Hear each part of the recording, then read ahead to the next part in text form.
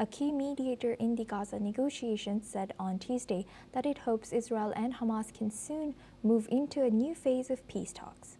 This follows their ceasefire agreement reached in October.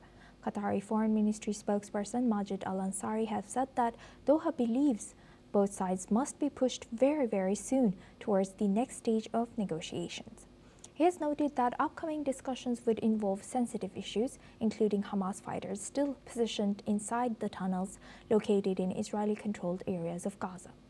Qatar continues to play a central role in trying to shape a long-term deal that could reduce tensions and move the conflict closer to a political resolution.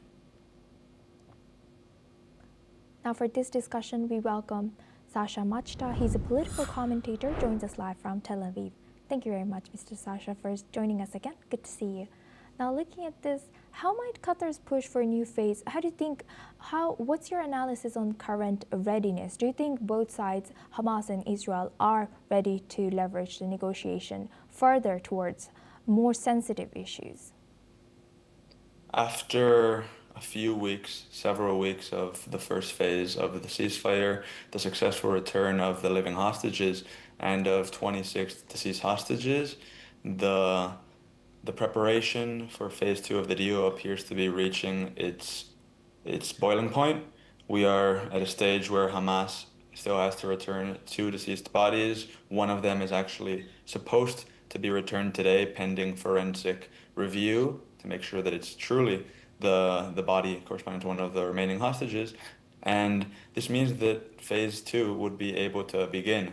The pressure on behalf of Qatar that is exerted on Hamas is crucial. This pressure that came from Qatar and also Turkey was actually what led to the deal happening in the first place. Hamas are ideologically and financially backed by Qatar, who are their patrons, and the new updates that we've been hearing in the past few hours that Qatar is insisting on pushing Hamas and Israel to phase two, this is significant and should be an optimistic sign.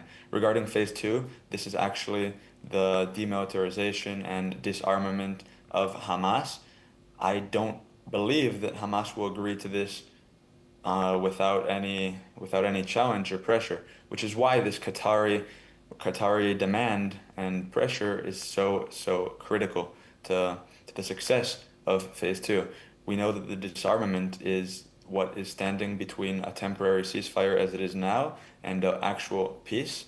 We know that a future with Hamas in Gaza is not a possibility. Israel has made that clear, and the whole region understands that Hamas must be removed from power, both their arms and their ruling over Gazan civilians. So we believe that with the ISF coming in soon, which has been approved already by the UN, and other plans that are being floated by the US Trump administration, might be a way to force and actually put some military pressure, not just diplomatic pressure, on Hamas to leave, because they're not going to willingly disarm, which is what is required for phase two. And we're going to have to wait and see for the returning bodies of hostages and the pressure being put on. And let's hope for good news and for the continuation of this deal. And building on that, what do you think, what political challenges could arise further as mediators attempt to transition to the next phase in terms of longer-term agreement? Do you think anything that could be solving this crisis among them for long-term, do you think anything has been reached which could solve this crisis? One of the main challenges, as you mentioned, is actually the ISF itself getting countries to voluntarily send their soldiers to Gaza. Of course, as long as Hamas does not disarm willingly, which is what they should be doing as stipulated by the agreement, many countries are going to have a challenge in sending their soldiers to actually fight and disarm Hamas themselves. That's not what they want to do, and Israel understands that. The only party that ever had an interest in militarily disarming Hamas was Israel. And of course, this is not an option anymore. Israel does not want to go back to war.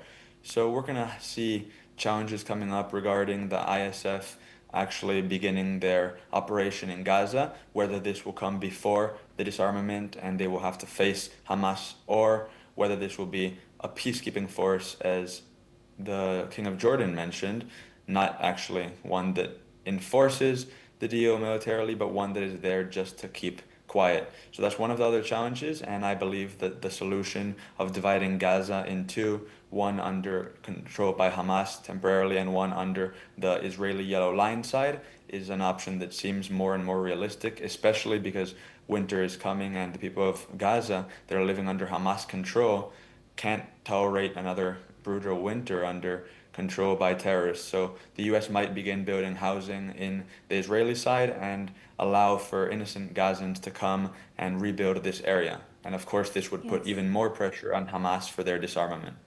100%. With that, I would like to thank Mr. Sasha Machta for joining us as a